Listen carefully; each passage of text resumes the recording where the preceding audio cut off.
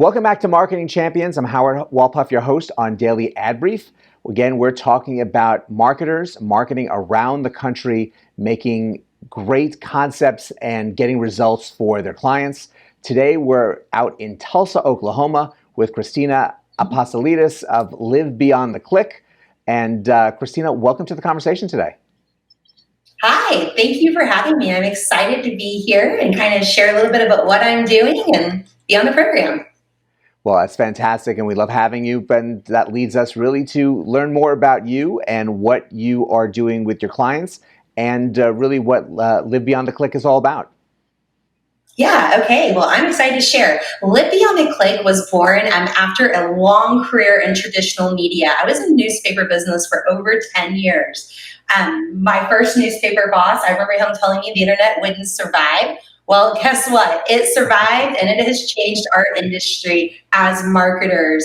So I left a big corporation here in the United States in October of 2018. I was tired of selling impressions and clicks to local businesses. I was making a killing. I was killing it. I was making a ton of money, but in the end, I was really doing no justice for my local business partners. I was selling them impressions and clicks. It was a turn and burn industry. So I opened Live Beyond the Click because I knew I could help people not only just sell them impressions and clicks, I could help them work their leads. I could help them with e-commerce. So I dove deep into my own education. I am a student every single day of the industry. And I determined that I was going to help local businesses after the click, whether that was lead gen or whether that was e-commerce or whether that was learning how to work those leads. So that's where it all came from. And it definitely sounds like you had a great background to get this launched and with a lot of education for your clients, because it is not just about the click. You have to make sure that you're ready to receive the click and then make sure that you are collecting this data and providing a opportunity to generate revenue and communication when they get there. So how hard is it to start that conversation with someone who's only been focused on getting the people driven to their website? So it's not a hard conversation, because if that's their only focus, more than likely they're already having growing pains in their business.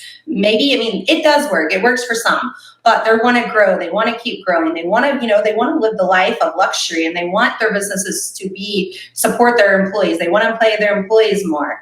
So it's not a hard conversation. All I do is I say, hey, can I look at your Google Analytics? Like, tell me about your business. And whether, there's so many industries I can give an example of, but let's just take a staffing firm, for example. They are lead gen. They want applicants, and they're running, Indeed, Facebook, Google Ads. Well, if those leads aren't easy to apply, they're not going to apply. If your application is 3 pages long on a website built in 2000, I'd say they quit right there.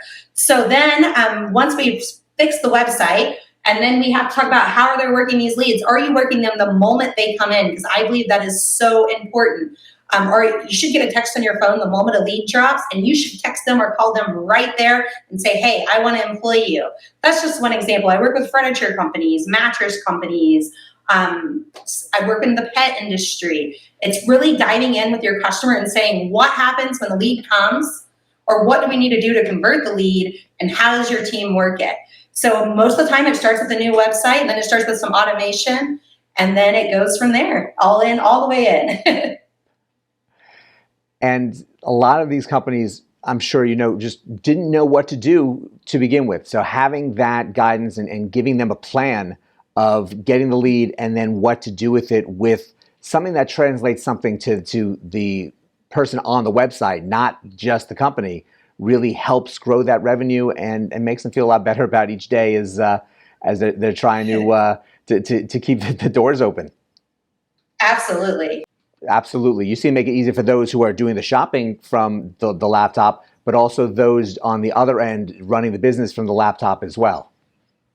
Yes. It is so easy, especially once you get that right and they're getting more traffic than they've ever got, and they're making more sales than they ever have. They pretty much have to start over. They have to build shipping rooms. They have to bring in clerical to help process the back end of the website. So it's a whole process. I do my best to make as much of it automated as possible so the business owner can run their business, I can handle the marketing, and then they set up the rest. And I coach them on that, and I'm there with them every step of the day. Almost 24 hours a day I'm available to them. Well, it definitely seems like they're in good hands with a really great resource. So thank you so much for sharing all this with us. And I'm excited for you to see that excitement you have about your clients and what you're doing for them. And that should say a lot for those who are really in need for their e-commerce and their lead generation to get a boost. So thank you so much for joining us today. Thank you for having me. I totally appreciate it. And thank you all for joining us as well.